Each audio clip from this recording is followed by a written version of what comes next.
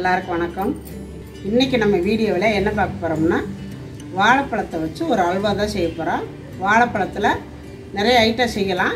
இதில் இன்னும் ஈஸியாக ரொம்ப குயிக்காக வாழைப்பழ அல்வா செய்யலாம். ரொம்ப நல்லாவும் இருக்கும். ரெண்டாவது நம்ம இப்போ வாழைப்பழமெல்லாம் வாங்கிட்டு வர்றோம். வாங்கிட்டு ஒரு 2 நாளையில் கருத்து போயிடுது. பிள்ளைங்களாம் சாப்பிட மாட்டேங்கிறாங்க. உள்ளே நல்லா தான் இருக்கும், வெளியில் கருப்பானாலும் சாப்பிட மாட்டேங்கிறாங்க. அந்த மாதிரி பழத்தெல்லாம் வேஸ்ட் பண்ணாமல் இந்த மாதிரி நம்ம அல்வா செஞ்சால் இன்னும் நல்லா ருசியாக இருக்கும், டேஸ்ட்டாக இருக்கும். நல்லா குழந்தைங்க விரும்பி சாப்பிடுவாங்க.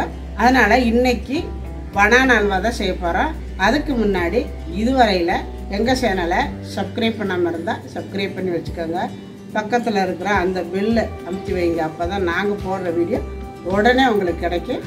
இப்போ வாங்க நம்ம பனானா அல்வா எப்படி செய்கிறது அப்படிங்கிறது பார்க்கலாம். பாருங்கள், 4 வாழைப்பழம் எடுத்து வச்சுருக்கிறேன். 4 வாழைப்பழம் பாருங்கள். இந்த மாதிரி காஞ்சி போச்சுன்னா பின்னாடி கருத்து போனாலும் சரி, உள்ளே நல்லா தான் இருக்கும், ஆனால் வெளியில் கருத்தாப்பில் இருக்கும். குழந்தைங்களாம் சாப்பிட மாட்டாங்க, எனக்கு வேண்டாம், நல்லா கணிஞ்சிருச்சு அப்படிம்பாங்க. அதனால் இன்றைக்கி இந்த மாதிரி பழத்தை எடுத்து தான் அல்வா செய்ய போகிறேன். அதுக்கு 4 வாழைப்பழம் எடுத்து வச்சுருக்கிறேன். இப்போ நம்ம இதை உரித்து ஒரு மிக்சி ஜாரில் போட்டுக்கலாம். பழமெல்லாம் உள்ளே நல்லா தான் இருக்கும், வெளியில் தான் லைட்டாக காஞ்சாப்பில் இருக்கும். ஆனால் குழந்தைங்களாம் சாப்பிட மாட்டாங்க. எங்கள் வீட்டிலலாம் சுத்தமாக சாப்பிட மாட்டாங்க இந்த மாதிரி இருந்தால். இந்த மாதிரி நம்ம உடச்சி போட்டுக்குவோம். இந்த மாதிரி ஓரத்தில் கொஞ்சம் கருப்பாக இருந்தால் கூட எடுத்துடலாம். கொஞ்சமாக தண்ணி ஊற்றி அடிச்சுக்கோங்க லைட்டாக, அப்போ தான் நல்லா நைஸாக வரும். இப்போ இதை நல்லா நைஸாக அடிச்சுட்டு வந்துடுறேன். அடித்து கொண்டாந்தாச்சு. இப்போ இது கூட கொஞ்சம் போல் கார்ன்ஃப்ளவர் மாவு ஒரு 3 ஸ்பூன் அளவு நான் எடுத்துருக்கிறேன். இதையும் சேர்த்து அரைச்சிக்கலாம். இப்போ நம்ம அரைச்சாச்சு. பாருங்கள், எந்த ஒரு கட்டி முட்டி இல்லாமல் நல்லா இந்த மாதிரி அரைச்சிடணும், நைஸாக அரைச்சிக்கணும். அவ்வளோதான். இப்போ இது இருக்கட்டும். இப்போ அடுப்பை வச்சுட்டு வடைச்சட்டி அடுப்பில் வச்சுருக்கிறேன். 1/4 கப்பு சர்க்கரை எடுத்துருக்கிறேன். ஒரு 1/4 கப்பு அளவு தண்ணி ஊற்றிருக்கிறேன். இப்போ இது நல்ல ஒரு மெரூன் கலர் வரணும். அன்னந்தட்டி நம்ம கிண்டிக்கிட்டே இருக்கணும், கை விடாமல் கிண்டிக்கிட்டே இருக்கணும். நல்லா இந்த மாதிரி கொதித்து வேகுது பாருங்கள். வெந்ததுக்கப்புறம் அந்த ஒரு நல்ல கலர் வரும்.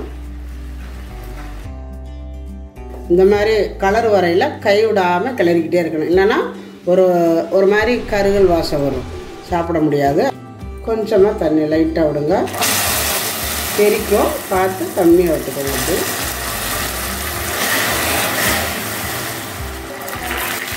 ஒரு 1/4 கப்பு அளவு தண்ணி விட்டுக்கணும், நிறையா வேண்டியதில்லை. அவ்வளவுதான். இப்போ இதை இறக்கி ஒரு பாத்திரத்தில் நான் மாற்றி வைக்க போகிறேன். மாற்றிட்டு இதே பேனை வச்சுக்கலாம். அதே பேனை அடுப்பில் வச்சுருக்கிறேன். 1 கப்பு அளவு நெய் விட்டுக்கிறேன். நெய் உருகுனதும் பாருங்கள், முந்திரி பருப்பு எடுத்து வச்சுருக்கிறேன். நீங்கள் முந்திரி, பாதாம், பிஸ்தா எது இருந்தாலும் போட்டுக்கலாம். இதை முழுசாக இருக்கிறத இந்த மாதிரி உடச்சிடுங்க. உடச்சி போட்டிங்கன்னா உங்களுக்கு அல்வா கட் பண்ணும் பொழுது நம்மளுக்கு நல்லாயிருக்கும். இல்லாட்டி முழுசாக இருந்தால் கட் பண்ண முடியாது கத்தியில். இந்த மாதிரி உடச்சிக்கலாம். இது எல்லாமே உடச்சாச்சு. இதில் போட்டு வறுத்து எடுத்துக்கலாம். இது நல்லா பொன்னிறமாக வரணும் அப்படிங்கிறது இல்லை, ஓரளவு செவந்தாலே போதும். பாருங்க, இந்த அளவு செவந்துருச்சு, போதும். இப்போ நம்ம எடுத்துக்கலாம், ரொம்ப செவக்க விட்டுறாதீங்க. இப்போ இந்த நெய்யில் நம்ம ஏற்கனவே நம்ம அரைச்சி வச்சுருக்கிற வாழைப்பழம், கார்ன்ஃப்ளவர் மாவு 2 சேர்த்து அரைச்சி வச்சுருக்கிறோம். இப்போ அதில் சேர்த்துக்கலாம். நல்லா கிண்டி வச்சுக்கோங்க.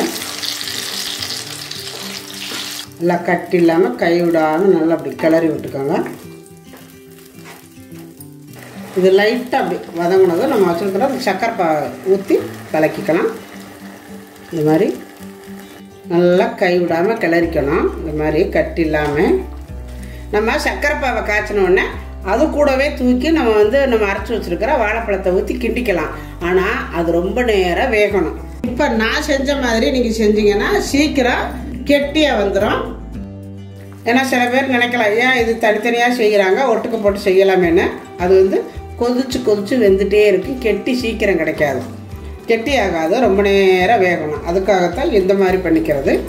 இப்போ இதை நல்லா கட்டி இல்லாமல் கலக்கிக்கலாம். நல்லா கை விடாமல் கிளறிக்கிட்டே இருக்கணும். பாருங்க, இப்போ ஓரளவு கெட்டியாக வந்துருச்சு. இன்னும் கூட கொஞ்சம் கெட்டியாக வரணும்.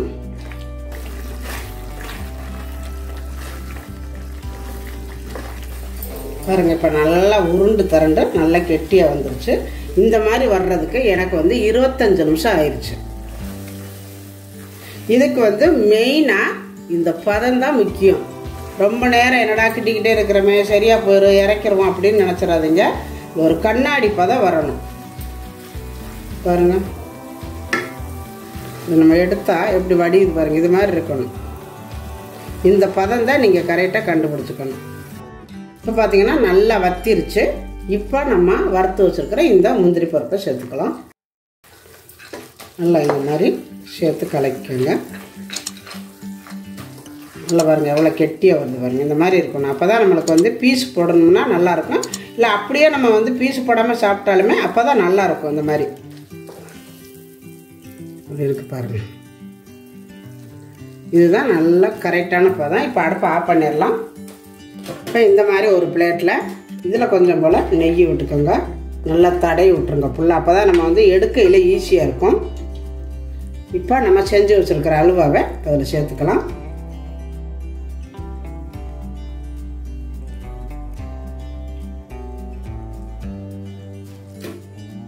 இதை நல்லா சமப்படுத்தி விட்டுக்கோங்க. இந்த மாதிரி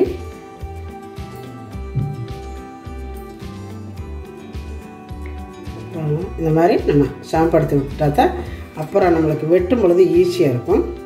இது கொஞ்சம் நேரம் ஆறட்டும். நல்லா ஃபுல்லாக ஆறுனதுக்கப்புறம் தான் நம்ம இதை வந்து பீஸ் போடணும். இப்போ இருக்கட்டும், நான் ஆற விட்டு நான் காட்டுறேன். இப்போ பார்த்தீங்கன்னா ஓரளவு நல்லாவே ஆறிடுச்சு. பாருங்கள் எவ்வளோ கெட்டியாக வந்திருக்குன்னு. பாருங்கள் ஓரளவு நல்லா கெட்டியாகிடுச்சு. இப்போ இதை நம்ம ஒரு கத்தியை வச்சு நல்லா ஃபுல்லாக இந்த மாதிரி எடுத்து விட்டுருங்க. அப்போ தான் நம்மளுக்கு வந்து எடுக்கிறதுக்கு ஈஸியாக இருக்கும். ஃபுல்லாக எடுத்து விட்டுட்டு ஒரு பிளேட்டில் மாற்றிக்கோங்க. இந்த மாதிரி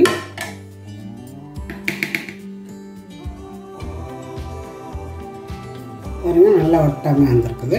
இப்போ நம்ம இதை பீஸ் போட்டுக்கலாம். கொஞ்சம் போல் கத்தியில் நெய்யை எண்ணெயை தடவிக்கோங்க. இந்த மாதிரி பீஸ் போட்டுக்கோங்க. பாருங்கள் எவ்வளோ அழகாக வந்திருக்குன்னு.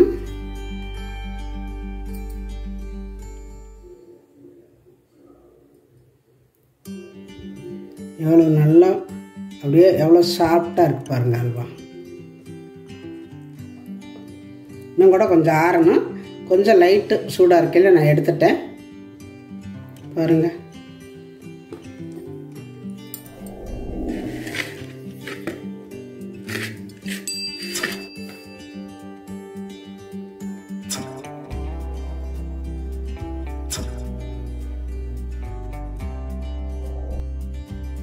பார்த்தீங்கன்னா அல்வா ரெடி ஆயிடுச்சு. பாருங்க எவ்வளோ அழகாக வந்திருக்குதுன்னு பனானா அல்வா. இதே மாதிரி நீங்களும் செஞ்சு பாருங்கள். செஞ்சு பார்த்துட்டு எப்படி வந்துச்சு அப்படிங்கிறத எனக்கு கமெண்டில் சொல்லுங்கள். இந்த வீடியோ பிடிச்சிருந்தா லைக் பண்ணுங்கள், ஷேர் பண்ணுங்கள். செட்டிநாட்டு சமையலுக்கு சப்ஸ்கிரைப் பண்ணுங்கள். நன்றி. வாழ்க வளமுடன்.